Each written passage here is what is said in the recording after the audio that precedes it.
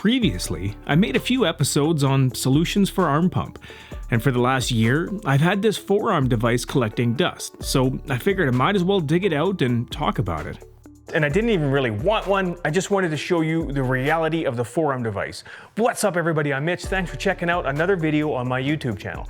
Now in today's video we're talking about the forearm strong device. Now just because a bunch of pros use it, doesn't mean it does anything. Or does it?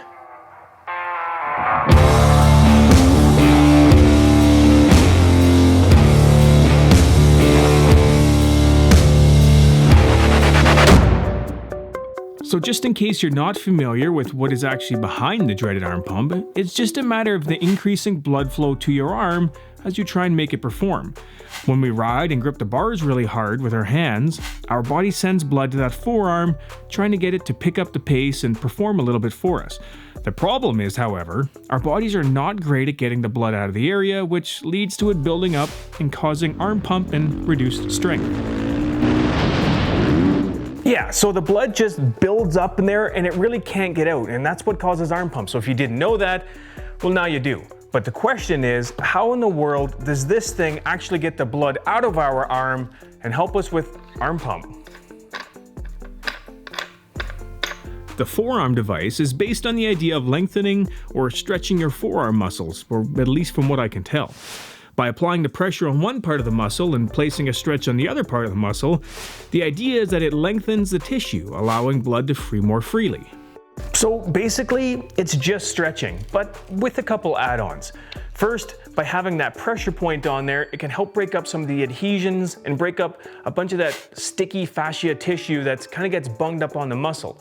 And secondly, it's also sort of active release therapy in a way. Now, if that is true and it does in fact do those things, how does that help with arm pump? Because it sure sounds good, but is it actually going to be effective? Stretching has been proven to increase blood flow, so that's a win.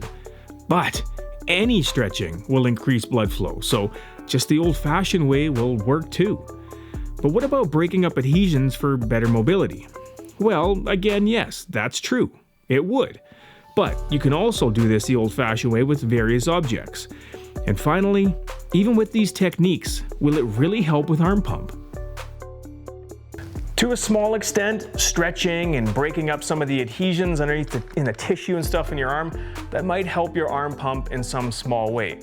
But it's definitely not the big cause of your arm pump. Sadly, that's due to improper riding technique and just hanging on to the bike way too tight. Now, no matter how much stretching you do and no matter how much blood flow you have in your arms, if you hang on too tight, if you're holding on for your dear life, if you're white knuckling, you're gonna get arm pump, and that's gonna be the end of it. You're gonna lose control because, you know, you just can't feel your hands anymore. So I'm sorry, forearm strong. This thing, does it really help with arm pump? Honestly, no. There's other ways that you can stretch. You can use lacrosse balls, you can use other techniques to get the same effect that this thing is going to give you, and for a much cheaper price. That's really kind of my hang up with this thing, is it's just a piece of plastic with a little screw down thing and a piece of Velcro. And for that amount of money, I'm sorry guys, I don't think it's worth it. I'm not trying to crap on your product. I'm just saying for the price that it costs, and it's saying that it's gonna help do all these amazing things, it just doesn't. Nothing can replace the proper technique. Anyway, maybe you wanna get one of these things. I will put a link below if you are interested in getting one. Maybe what I've shown you does interest you.